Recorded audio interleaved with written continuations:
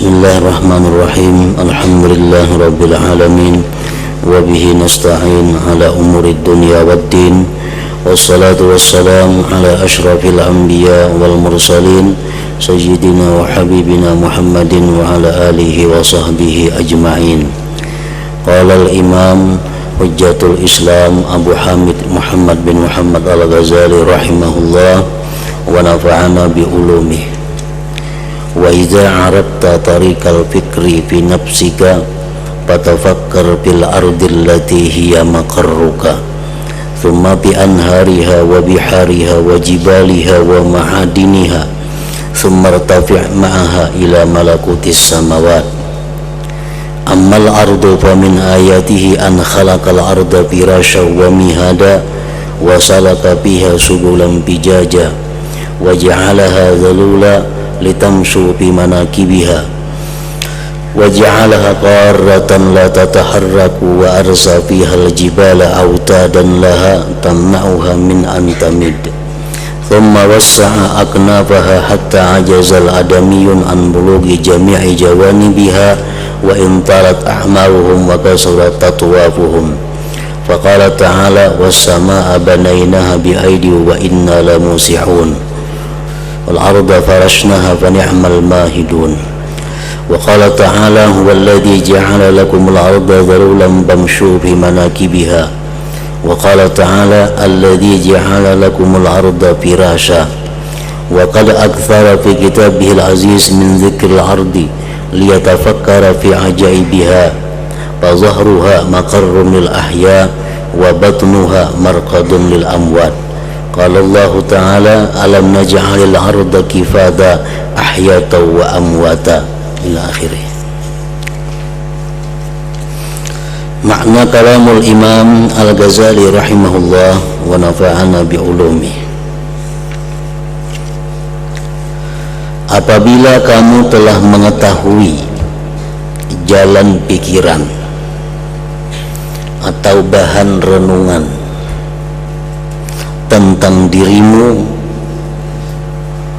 maka berpikirlah tentang bumi yang menjadi tempat tinggalmu, kemudian tentang sungai-sungainya, lautan-lautannya, gunung-gunungnya, dan tambang-tambangnya.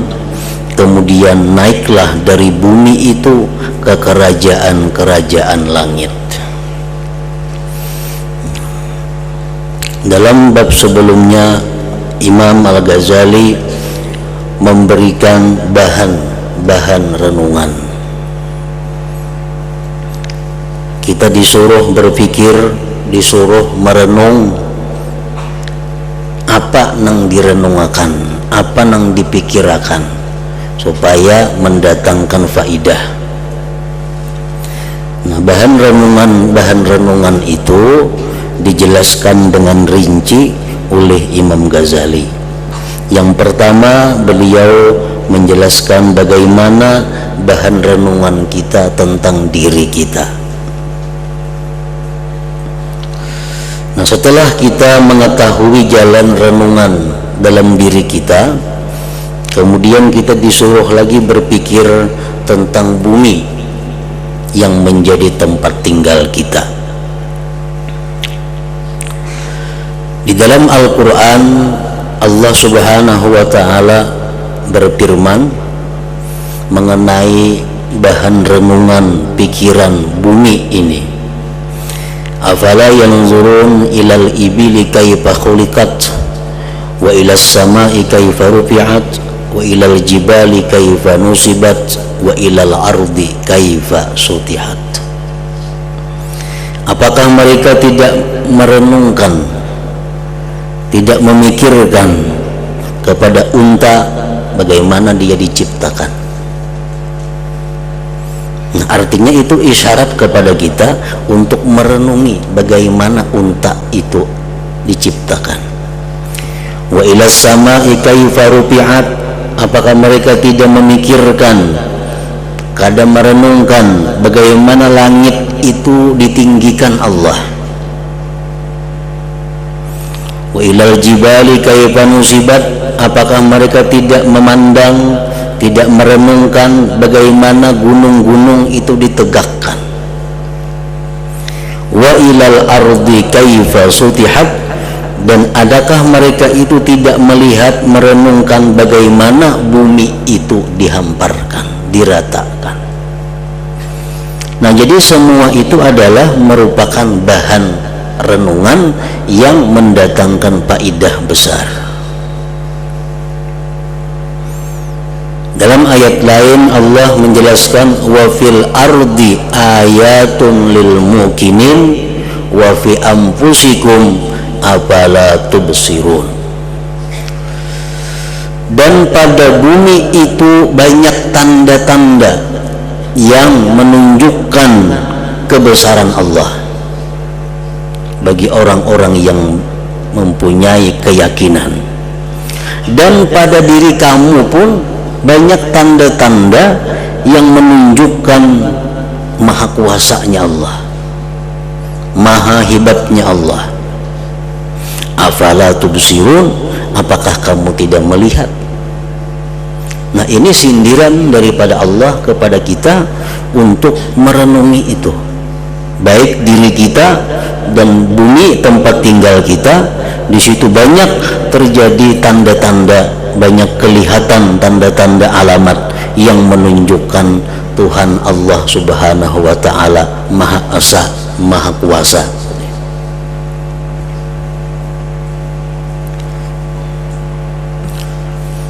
Firman Allah lagi yang berkaitan dengan pemikiran terhadap bumi ini, ma khalaqnas samawati wal arda wa ma bainahuma illa bil haqq.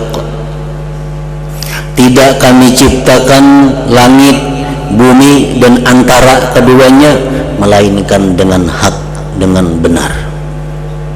Arti dengan benar itu bahwa Allah tidak menciptakan bumi dan langit ini tanpa ada makna, tanpa ada rahasia, tanpa ada manfaat, tanpa ada guna. Dan Allah menciptakan langit dan bumi ini serta menyediakan hukum-hukum yang berkaitan dengannya. Di setiap yang ada dalam bumi ataupun langit itu ada rahasia, ada faidah manfaatnya, dan ada hukum yang digali untuknya. Wa ma khalaqnas samawati wal arda wa ma bainahuma batila. Kami tidak menciptakan langit bumi antaranya itu sia-sia. Kalau kita mengatakan bahwa sesuatu yang di bumi ini kada bermakna, berarti kita kada beriman dengan Al-Quran. Sehalus apapun, sehina apapun menurut pandangan kita, nang ada di atas bumi atau dalam bumi itu pasti ada maknanya, ada rahasianya. Wa ma khalaqnas samawati wal arda wa ma bainahuma la'ibin. Kami tidak menciptakan langit, bumi dan antaranya main-main. Semuaan itu ada hukumnya. Pohon itu ada hukumnya, batu ada hukumnya, tanah ada hukumnya, tembaga ada hukumnya. Semuaan Allah menciptakan sesuatu itu disertakan dengan hukum-hukumnya.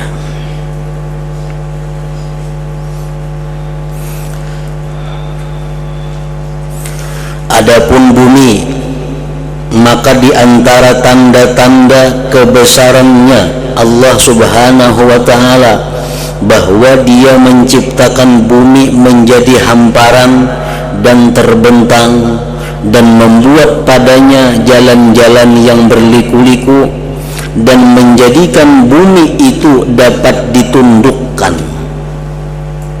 dapat diatur. Artinya Allah menciptakan bumi ini bisa diatur oleh manusia, bisa ditabuk, bisa ditanami, agar kamu dapat berjalan dalam semua penjurunya. Nang rendah ditinggiakan, nang tinggi direndahkan. Jakanya bumi itu Allah ciptakan kada kawa diatur, tentu akan kadada kehidupan di atas bumi ini.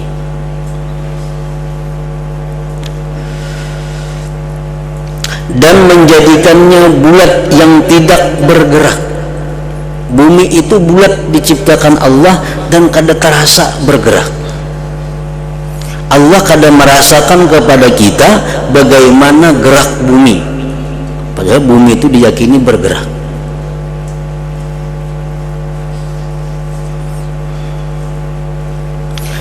Dan meneguhkan padanya gunung-gunung sebagai tiang-tiang yang dapat mencegahnya dari bergoyang.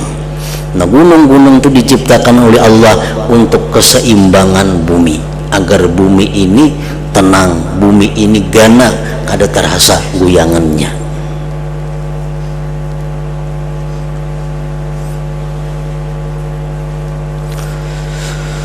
Kemudian dia Allah subhanahu wa ta'ala meluaskan sisi bumi, sehingga anak-anak Adam lemah dari sampai ke semua sudutnya, walaupun panjang umur mereka dan banyak keliling mereka. Kada kawa liput, kayak apa aja orang mengelilingi bumi itu kada kawa liput daripada luasnya itu bumi, walaupun umur mereka panjang dan berkeliling-keliling.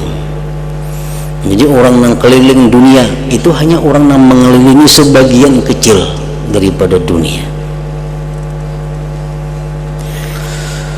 Allah Ta'ala berfirman, was-samaa'a banainaha bi'aidi wa inna lamusi'un wal arda farashnaha fa ni'mal mahidun. Artinya, dan langit itu kami bangun dengan kekuasaan kami, dan sesungguhnya kami benar-benar berkuasa. Dan bumi itu kami hamparkan, maka sebaik-baik yang menghamparkan adalah kami. Dan Allah Ta'ala berfirman, huwallazi ja'ala lakumul arda dhalulan famshu fi manakibiha. Artinya, dialah yang menjadikan bumi itu mudah bagimu, maka berjalanlah di segala penjurunya. Dan Allah Ta'ala berfirman, allazi ja'ala lakumul arda firasya. Artinya dialah yang menjadikan bumi sebagai hamparan bagimu. Allah Ta'ala memperbanyak dalam kitabnya yang mulia Al-Quran daripada menyebut bumi.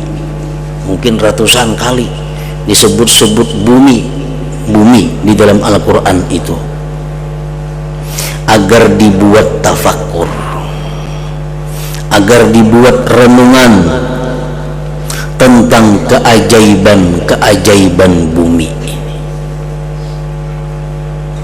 Baik yang kita lihat dengan mata kepala kita, atau keajaiban bumi yang kita percayai melalui keyakinan kita.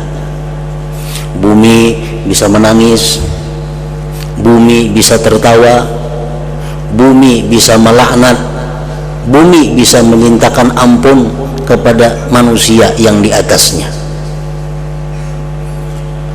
Orang yang memperbuat dosa-dosa itu dilaknat oleh bumi. Sebenarnya bumi itu keberatan, di atasnya itu ada orang-orang yang maksiat kepada Allah, orang-orang yang berzikir, orang-orang yang menuntut ilmu di atas bumi. Bumi mendoakan ampunan kepada mereka.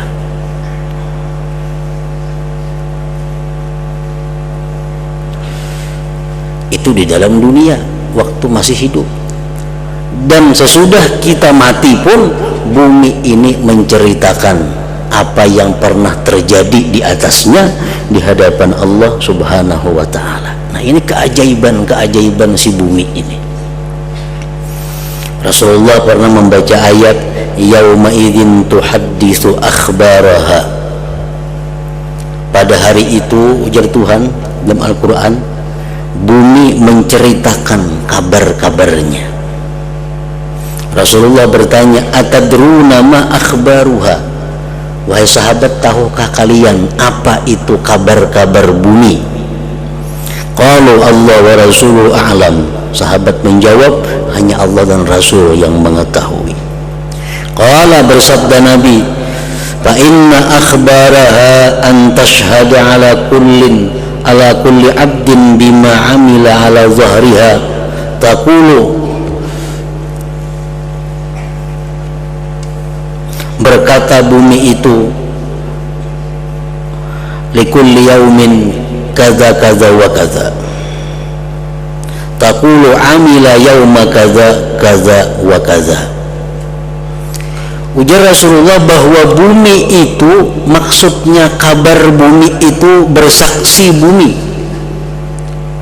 bersaksi atas tiap-tiap yang seseorang kerjakan di atasnya. Dia berkata, si Puan bin Puan pada hari anu, tanggal anu, jam anu, di atas aku melakukan hal-hal ini. Nah, itu keajaiban bumi.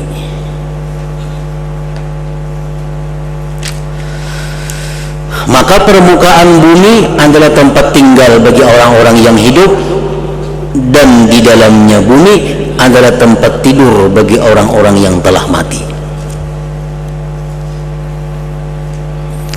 Allah Ta'ala berfirman, alam naj'alil arda kifata ahya'a wa amwata. Artinya, bukankah kami menjadikan bumi tempat orang-orang berkumpul, orang-orang hidup dan orang-orang mati?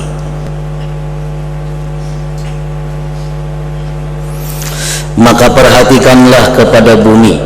Nah, ini yang dimaksud dengan bahan renungan. Perhatikanlah kepada bumi sedang ia mati, tandus. Bumi ini tandus, mati.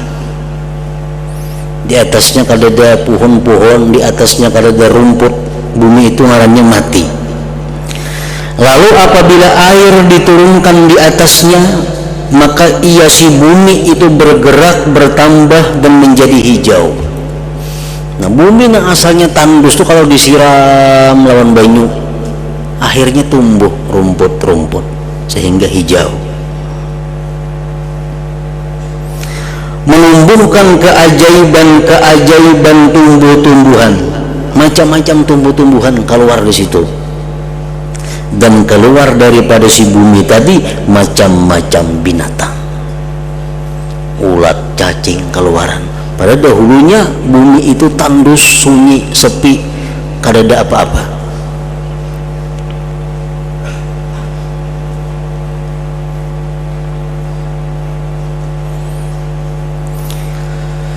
Kemudian perhatikanlah bagaimana dia Allah Subhanahu wa ta'ala mengukuhkan sisi-sisi bumi dengan gunung-gunung yang tetap tinggi, keras lagi kuat.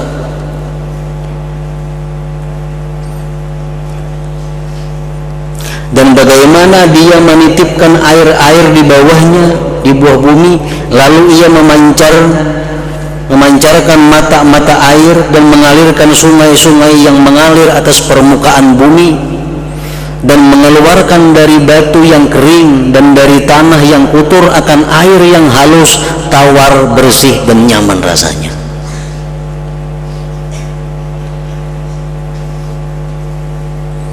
Ini di dalam bumi ini macam-macam ciptaan Allah.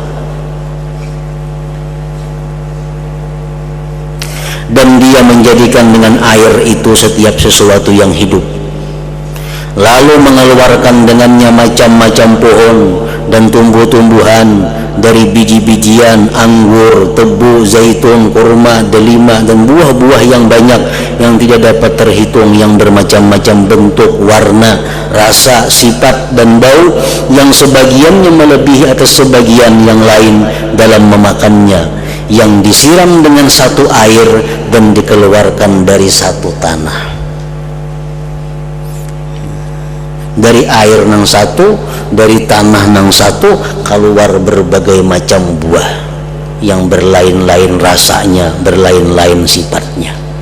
Itu menunjukkan bahwa di situ ada yang mengatur, yaitu Allah Subhanahu wa ta'ala. Nah, itu tafakkur tentang alamat tanda-tanda kebesaran Allah Subhanahu wa ta'ala yang ada di atas bumi ini.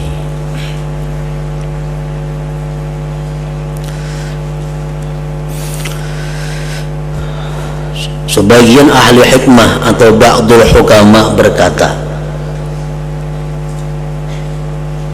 apa-apa yang mesti kita pikirkan, apa-apa yang mesti kita renungkan, dan apa-apa yang jangan direnungkan.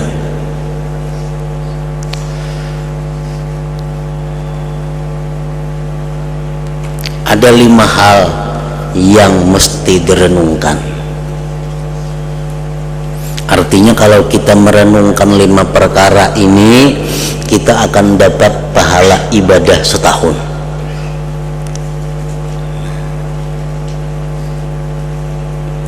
Yang pertama yang dipikirkan, yang direnungi itu adalah ayat atau alamat, tanda-tanda. Ya macam bumi, macam diri kita.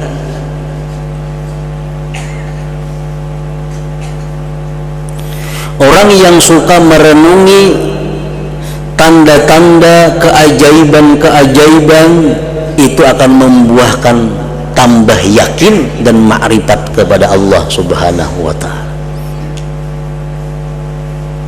Menambah keyakinannya bahwa Allah itu Maha Esa, menambah keyakinannya Allah itu Maha Kuasa, karena dia sering merenungi ciptaan-ciptaan Allah Subhanahu wa ta'ala.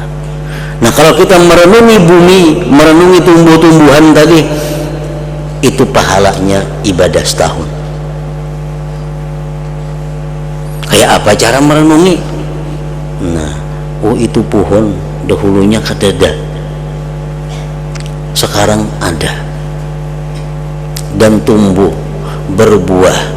Pasti ada itu yang menyiram, pasti ada itu yang membuahkan, pasti ada yang menumbuhkan.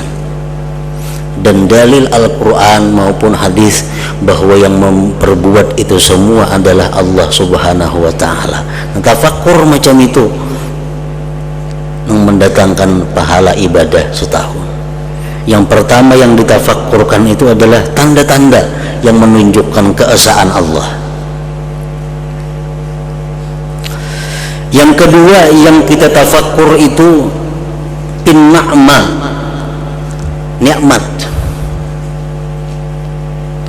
Kita renungi nikmat Allah kepada kita, baik nikmat Allah yang diberikan ke dalam diri kita atau nikmat Allah yang diberikan kepada sekitar kita untuk menunjang kehidupan kita.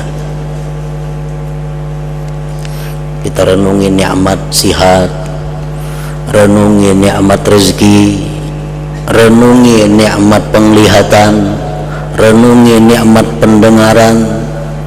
Kita kalau membayangkan kayak apa susahnya orang yang kadang mendengar itu. Kita mendengar, ada kawan saya pun kalau mendengar susah. Kita rasakan bahwa kita dapat nikmat mendengar. Nah, kalau kita merenungi nikmat-nikmat Allah yang diberikan kepada kita, itu akan menambahkan kecintaan kita kepada Allah Subhanahu wa ta'ala. Pasti menambah cinta.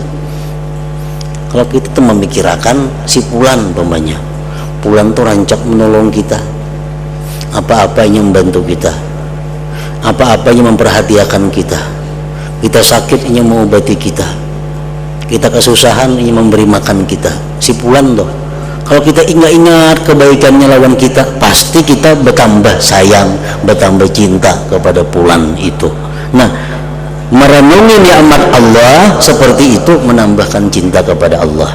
Itu pun mendapatkan pahala tadi ibadah setahun. Yang ketiga yang direnungi adalah isawab, pahala, ganjaran. Kita memikirkan merenungkan sebuah hadis yang sahih daripada Rasulullah sallallahu alaihi wasallam.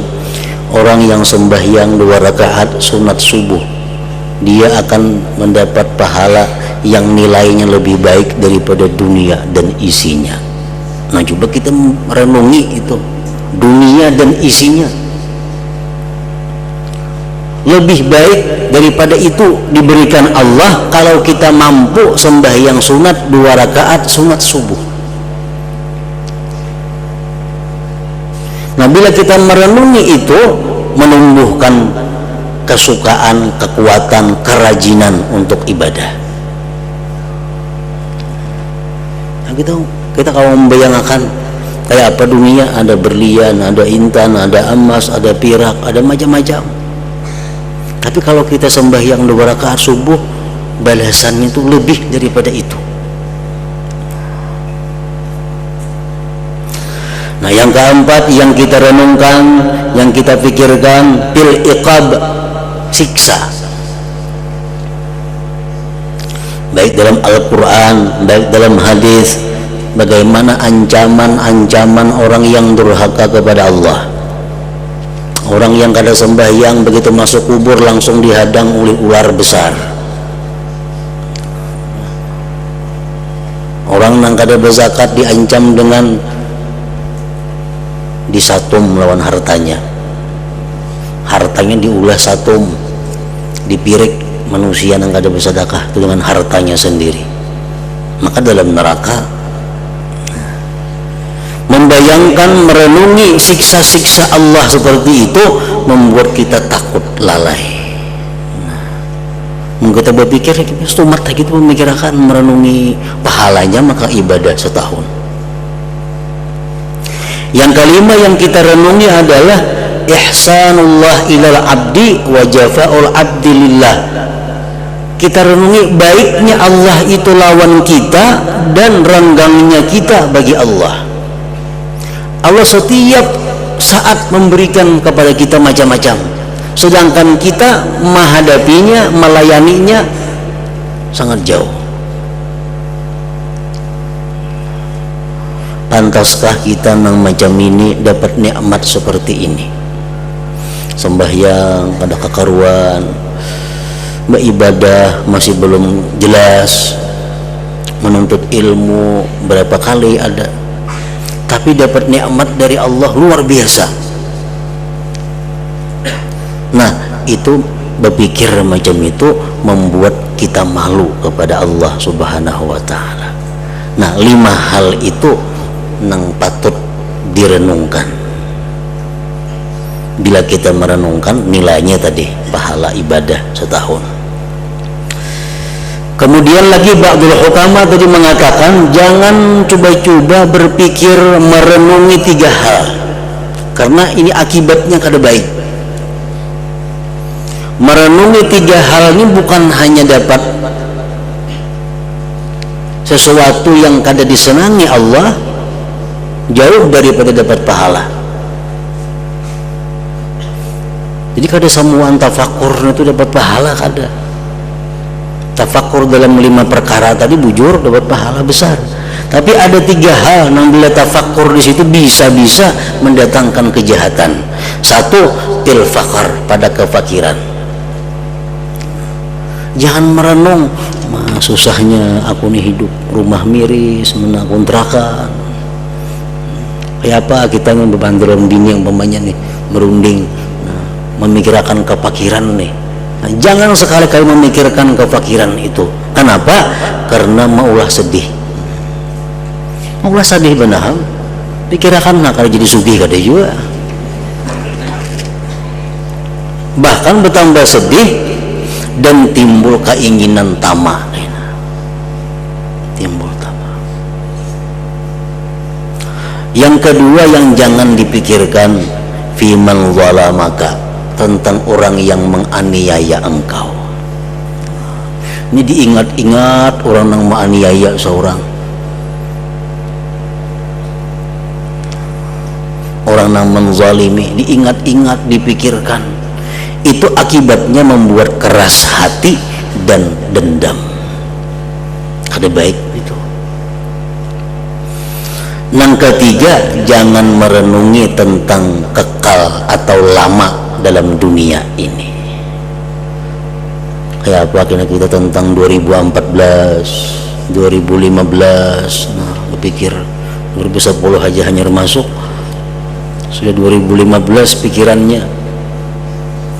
Nah bila memikirkan itu kalau jadi pahala, bahkan dapat mengakibatkan apa? Yusawwiful amal, menunda-nunda amal kebaikan.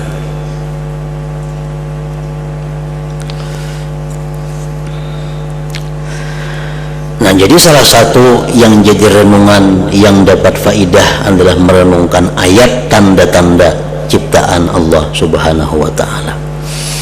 Kalau kamu berkata atau bertanya, sesungguhnya bermacam-macam tumbuh-tumbuhan itu disebabkan berlainan bibit-bibit dan asal-asalnya. Jawabnya, maka kapan pada biji kurma ada batang kurma dan dikelilingi dengan tundun-tundun buah kurma? Kita menanam biji kurma, adalah batangnya yang ditanam, adalah daunnya, adalah biji buahnya, cuma biji yang ditanam. Sekali hidup jadi batang ganal, jadi daun, jadi dahan, jadi macam-macam. Dan kapan dalam satu biji ada 7 tangkai? Adalah betangkai biji ini tuh ada. Pada tiap-tiap satu tangkai ada 100 biji. Kemudian perhatikanlah kepada tanah orang-orang Badui dan periksalah zahirnya dan batinnya, maka kamu dapat melihat tanahnya yang menyerupai. Kita kalau kampung-kampung, ke dusun-dusun berjalan, tanah tuh mirip-mirip aja. Lalu apabila air diturunkan di atasnya, maka ia tanah tadi berguncang, bertambah dan menumbuhkan dari setiap pasangan yang indah akan warna yang bermacam-macam dan tumbuh-tumbuhan yang menyerupai dan yang tidak menyerupai. Bagi masing-masing ada rasa, bau, warna dan bentuk yang berbeda dengan yang lainnya. Maka perhatikanlah kepada banyaknya tumbuh-tumbuhan, berlainan macam-macamnya dan banyaknya bentuk-bentuknya, kemudian berlainan tabiat-tabiat tumbuh-tumbuhan dan banyak manfaat-manfaatnya.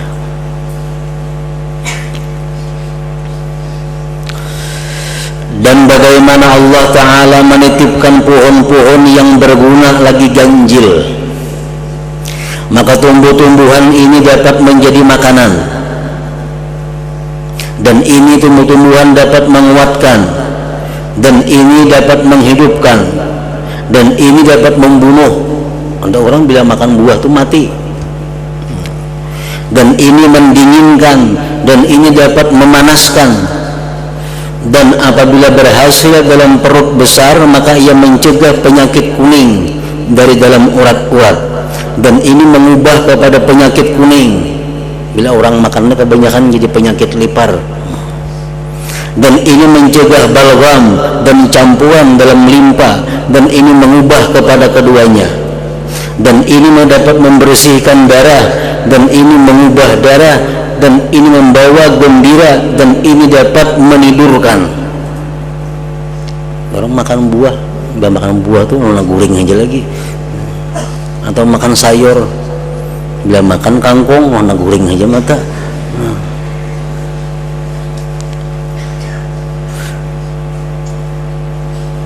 Dan ini dapat menguatkan, dan ini buah dapat melemahkan seseorang. Nah, manfaat buah-buah itu ada yang dapat diketahui dengan penelitian-penelitian, dan ada juga yang dapat diketahui dengan nurun nubuah, dengan cahaya kenabian. Seperti buah utruj, buah limau. Manfaat buah limau sudah tahu semuaan, vitamin C, artinya memberi kesegaran, kekebalan tubuh dan lain-lain. Itu manfaat yang kawa diteliti oleh para ahli. Limau itu manfaatnya. Tapi ada manfaat-manfaat yang hanya diketahui dengan ilmu mukasyafah. Seperti Imam Ad-Damiri berkata, al-baitul ladzi fihi al-utruj la yadkhuluhu syaitan wal jan. Rumah nang di rumah itu ada jeruk, ada limau, rumah itu kada dimasuki oleh jin. Itu kata kalau diteliti ilmu ahli-ahli yang biasa. Ini ilmu dapat diketahui dengan nurun nubuwah, dengan cahaya kenabian atau cahaya kewalian seseorang. Rumah nang ada jeruk, jin kada mau masuk. Rumah-rumah nang bahantu limau aja bawa kan situ. Nah,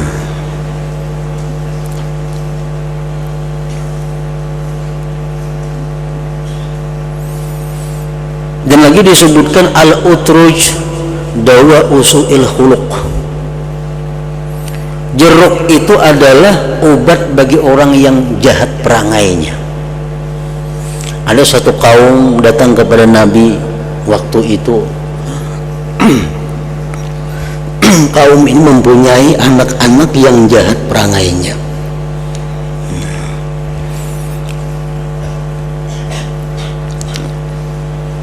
Berkumpul orang-orang, orang ini tak kumpul mempunyai anak yang kada kau diurusnya.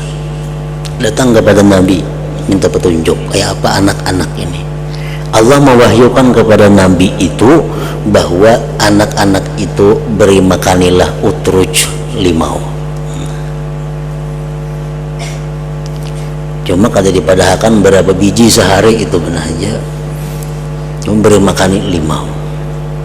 Karena limau itu adalah obat bagi orang-orang yang jahat budi pekertinya.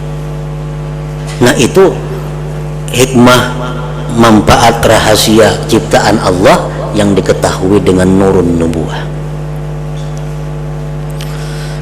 Imam Ja'far As-Shadiq mengatakan aklur rumman yunawwirul qalb, memakan buah delima itu menerangi hati.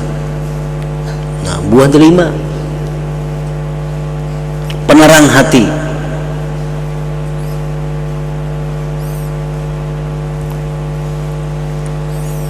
Imam Ali bin Abi Thalib mengatakan kulur rumman bilubih, makanlah buah delima itu lawan biji-bijinya. Fa'innahu dibagul ma'iddah, karena itu merupakan pembersih perut.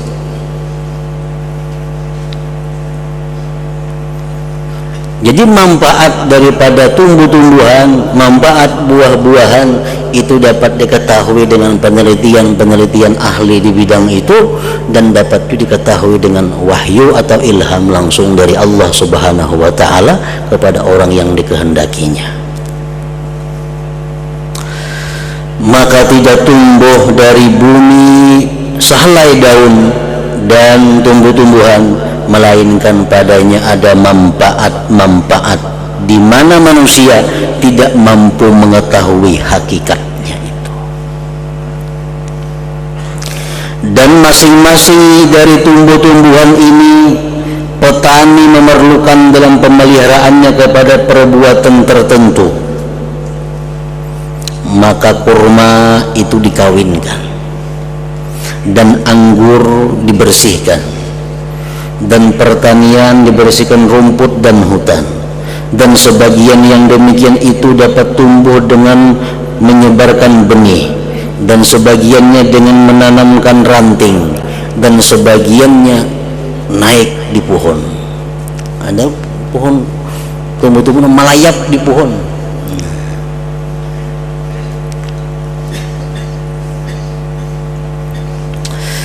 Jikalau kita berkehendak menyebutkan bermacam-macam jenis tumbuh-tumbuhan dan kemanfaatan-kemanfaatannya, keadaan-keadaannya dan keajaiban-keajaibannya, niscaya hari-hari habis dalam menyipati yang demikian itu.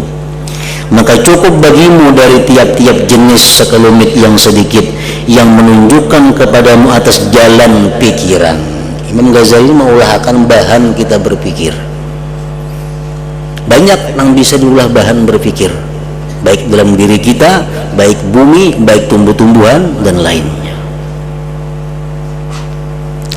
yang menunjukkan kepadamu atas jalan pikiran atau bahan tafakur, maka inilah keajaiban-keajaiban tumbuh-tumbuhan tadi.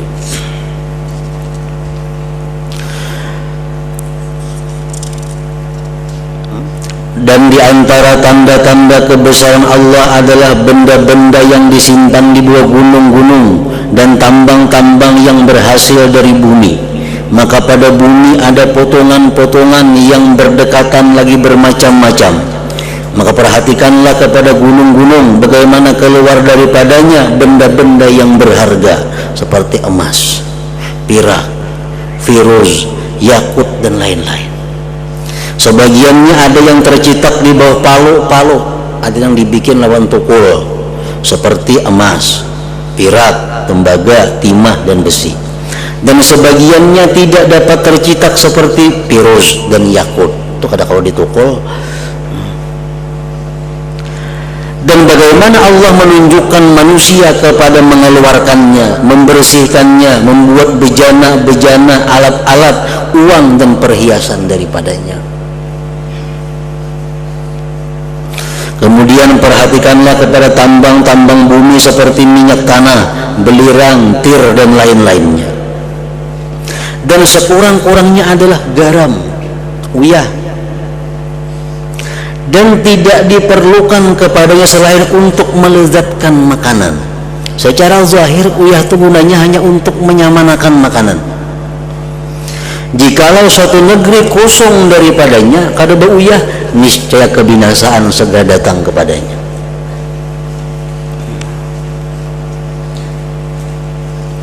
Maka perhatikanlah kepada rahmat Allah Ta'ala, bagaimana Dia menciptakan sebagian bumi itu tanah berair, lembab serta asin, dengan bendanya di mana berkumpul padanya air yang bersih dari hujan, lalu berubah menjadi garam yang asin, yang dibakar, yang tidak mungkin diperoleh satu miskal pun daripadanya, agar demikian itu melezatkan makananmu apabila kamu makan, lalu menjadikan gembira kehidupanmu. Dan tidak ada benda, hewan maupun tumbuh-tumbuhan melainkan padanya ada hikmah-hikmah dari jenis ini. Tidaklah diciptakan sesuatu daripadanya dengan sia-sia tanpa faedah, main-main dan senda gurau. Tetapi semua itu diciptakan dengan benar sebagaimana mestinya dan atas aturan yang semestinya dan seperti yang layak dengan kebesarannya Allah, kemurahannya Allah dan kasih sayangnya Allah. Karena itulah Allah Ta'ala berfirman, wa ma khalaqnas samawati wal arda wa ma bainahuma la'ibin ma khalaqnahuma illa bil haqq. Artinya, dan kami tidak menciptakan langit dan bumi dan apa yang diantara keduanya dengan main-main. Kami tidak menciptakan keduanya melainkan dengan hak, dengan benar, dengan ada peraturan-peraturannya. Nah kemudian, dan diantara tanda-tanda kebesaran Allah adalah bermacam-macam hewan.